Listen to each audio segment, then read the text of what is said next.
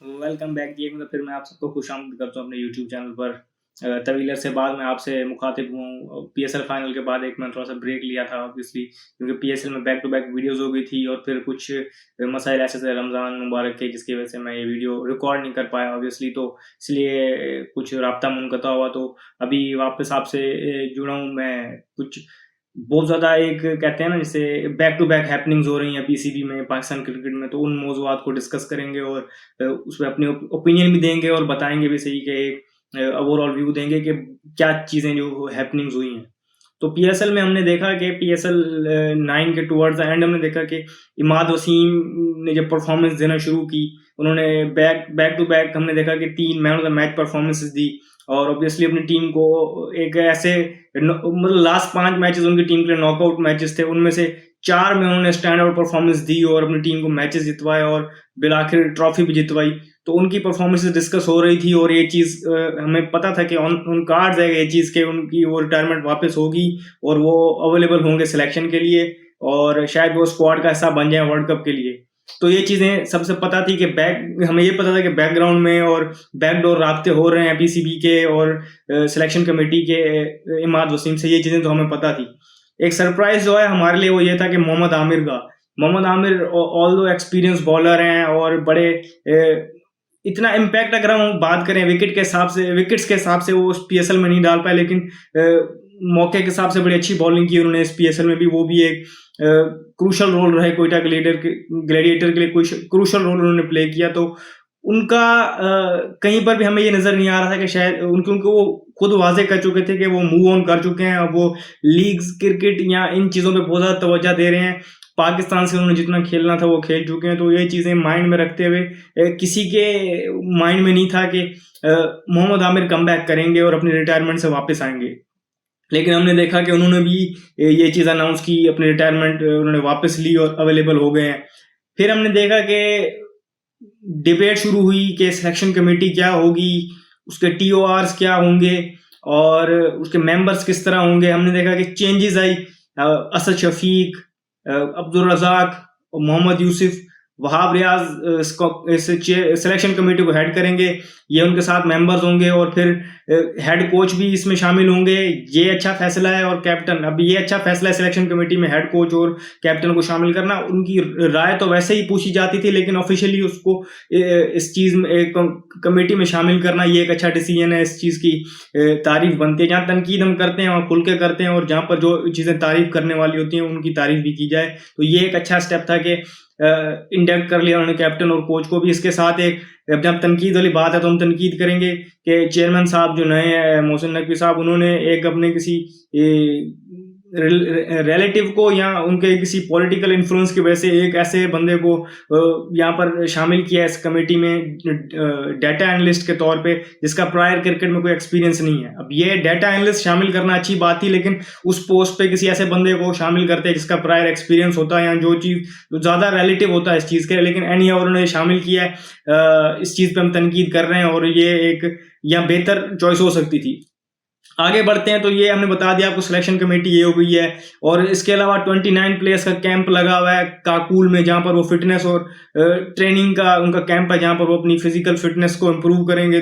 Obviously ये 9 से 10 दिन का कैंप है। यहाँ पर आप इतने दिन में एक्स्ट्रा ऑर्डिनरी कुछ अचीव नहीं कर सकते, लेकिन फिर भी अपने जो एक बेंच मार्क होता है वो अपने लिए आप सेट कर लेते हैं। और काफ़ी सारे प्लेयर्स जो हमें ऐसे नज़र आ रहे थे कि फिटनेस से थोड़ा सा आउट नज़र आ रहे हैं, उनके लिए भी इम्प्रूवमेंट नज़र आएगी और फिर वहाँ से उनको एक किक स्टार्ट मिलेगा, जिसको अगर वो चाहें तो फ्यूचर में अच्छा उसको यूटिलाइज करके उस जो वहाँ से जो एक रूटीन ले गए उसको फॉलो करके अपनी फिटनेस को मजीद बेहतर कर सकते हैं। तो ये एक अच्छी चीज़ है पाकिस्तान क्रिकेट के लिए कि प्लेयर्स वर्ल्ड कप से जाने से पहले फिट रहें और फिजिकल फिट नज़र भी आए और मेंटली और फिजिकली फिट हों भी। तो ये उनका कैंप चल रहा है। फिर हमने देखा कि एक अजीब व गरीब किस्म की डिबेट और आउट ऑफ नोवेयर ये चीज़ आ गई। डिबेट तो नहीं, अब तो ऑफिशियली किर्कइन्फो ने भी ये चीज़ रिपोर्ट की है, तो ये चीज़ अंडर डिस्कशन आ रही है। और ये हम बाद में डिस्कस करते हैं कि ऐसा होना चाहिए था कि नहीं, लेकिन ये हो चुका है। अब हमने देखा कि शाहीन शाह अफरीदी की कैप्टनसी में लाहौर कलंदर्स ने 2 बैक टू बैक सीजन जीते, तो हमने पीएसएल के परफॉर्मेंस पे उठा के उसको T20 का कैप्टन बना दिया। हब्बड़ दब्बड़ में जैसे कहते हैं यहाँ, बस विद द फ्लो जाके हमने उसे कैप्टन बना दिया। और चलो बना दिया उसे, फिर एक ही सीरीज उसको मिली पाकिस्तान की तरफ से कैप्टनसी करते हुए, T20 आई जो न्यूजीलैंड में खेली गई, वहां पर वो सीरीज हार के आए। तो फिर यहाँ पर खेला उन्होंने PSL में उनकी परफॉर्मेंस उनकी टीम की अच्छी नहीं हुई। तो फिर PSL के दौरान से हमने ये बातें सुनना शुरू कर दी कि शाहीन शाह अफरीदी की कैप्टनसी पे सवाल उठना शुरू हो गए। ये होता है यहाँ पर, ये चीज़ हमेशा ये चीज़ समझी जाती है कि जब आपकी टीम जीत रही होती है तो आपकी बुराइयां भी अच्छाइयां बन के नजर आती हैं, और जब आपकी टीम हार रही होती है तो आपकी अच्छाइयां भी बुराइयां बन जाती हैं। ये अनफॉर्चुनेट है, हमारे कल्चर में ये चीज़ ऐसी चलती है। तो PSL के परफॉर्मेंसेस पे हमने देखा कि इस तरह उनको लेके आए थे। अब PSL के परफॉर्मेंसेस पे और सिर्फ एक सीरीज की परफॉर्मेंस पे अब ऑफिशियल ये बात आ चुकी है कि PCB इस चीज़ को अंडर कंसिडरेशन ले आई है कि उनको कैप्टनसी से हटाए। और रिपोर्ट ये हुआ है कि PCB ने ऑफर किया बाबर आजम को वाइट बॉल की कैप्टनसी के वो ले लें वापस। और बाबर आजम ने जवाब में अभी तक जो उनको चीज़ अपनी जो शराइत रखी है वो ये कि वो अगर कैप्टनसी लेंगे तो तीनों फॉर्मेट्स की लेंगे, वरना नहीं लेंगे। तो अभी इस पे क्या डिस्कशन होगी, क्या जवाब आते हैं। अब ये डिस्कशन अगर हम PSL से पहले देखें तो कहीं पर नहीं थी। चेयरमैन चेंज हो चुके थे PSL से पहले, लेकिन PSL से पहले ये डिस्कशन कहीं पर भी नहीं थी। कोई भी ये चीज़ को डिस्कस नहीं कर रहा था। हालांकि सीरीज तो न्यूजीलैंड से हार के आए हुए थे, लेकिन सबने ये कहा था कि अभी बना दिया है, अगर डिसीजन एक ले लिया तो उसको बैक करो और कंटिन्यू करो। और ये टीम के लिए भी फायदेमंद साबित होगा।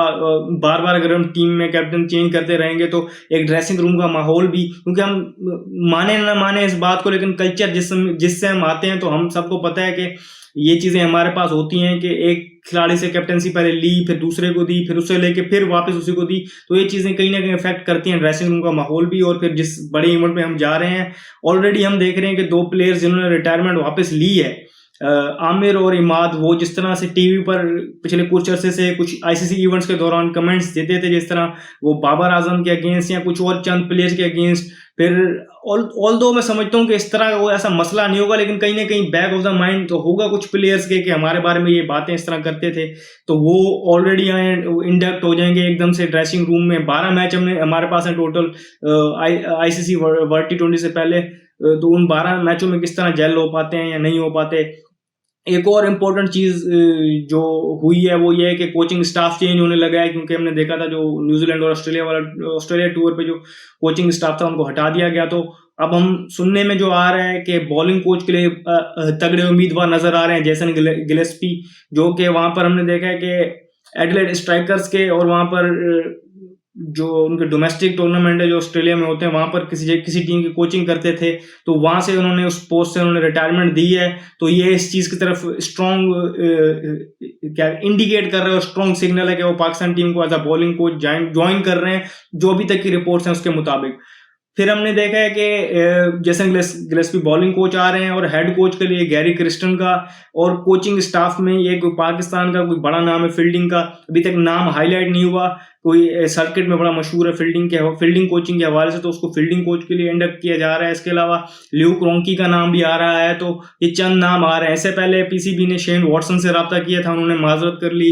माइक हेसन से रब्ता किया था, उन्होंने भी ना ही कर दी। तो और भी चंद नाम थे जिनको उन्होंने अप्रोच करने की कोशिश की। फिल सिमंस से भी उन्होंने बात करने की कोशिश की। यहाँ पर एक बात मैं करना चलूँ, कोई भी आए एक्सपीरियंस के साथ, जो एक्सपीरियंस जिस तरह गैरी क्रिस्टन एक अच्छी चॉइस हो सकते हैं, ल्यूक रोंकी भी अच्छी चॉइस हो सकते हैं, गिलेस्पी भी अच्छी चॉइस हो सकते हैं, लेकिन हम जिस तरह नजर आ रहा था और जिस तरह कुछ रिपोर्टिंग हो रही थी कि गोरी चमड़ी के पीछे हमारे बोर्ड वाले पागल हुए पड़े थे किसी गोरे कोच को लाने के चक्कर में कि नहीं यार भाई गोरा कोच ही हो। और लिटरली नजर ऐसे आ रहा था और लग ये रहा था, being a Pakistani cricket fan के मिन्नतें हो रही हैं उनकी कि भाई आए और हमारी कोचिंग करें।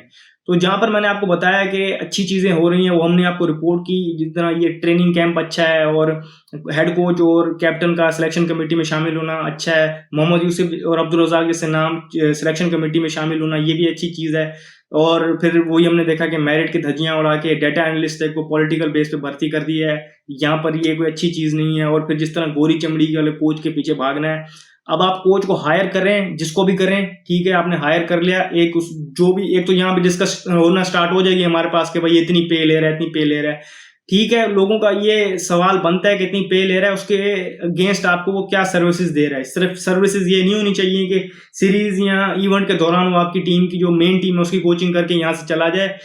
वो आपको ये चीज़ें भी ऑफ़र करे कि मैं आपकी जो बैक एंड पे जो कोचिंग है, एनसीए के कोचेज़ हैं, उनको कोचेज़ की इम्प्रूवमेंट या उनको लर्निंग का प्रोसेस उनका भी, और ऑफ सीज़न जो प्लेयर्स हैं, मतलब ऐसा ना हो कि गोरा कोच आए यहाँ पर इवेंट जो यहाँ सीरीज़ के दौरान यहाँ रुके, उसके बाद जब सीज़न ना हो या सीरीज़ ना हो तो वो वापस अपने घर चला जाए। ऐसा नहीं होना चाहिए। एक अच्छी, ये एक जॉब है, एक अच्छी बड़ी तगड़ी टीम की जॉब है, तो यहाँ पर प्लेयर्स के साथ उनको काम करना चाहिए, जाना नहीं चाहिए इस तरह।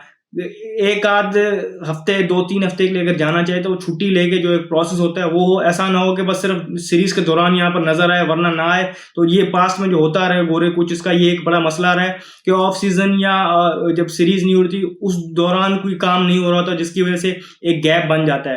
तो जो भी बने और जो भी डिसीजन हो कैप्टेंसी का, कोचिंग का, हम तो ये उम्मीद करते हैं वो पाकिस्तान क्रिकेट के लिए बेस्ट हो। इस वीडियो में फिल वक्त इतना ही। मुझे दीजिए इजाजत। शुक्रिया। अल्लाह हाफिज।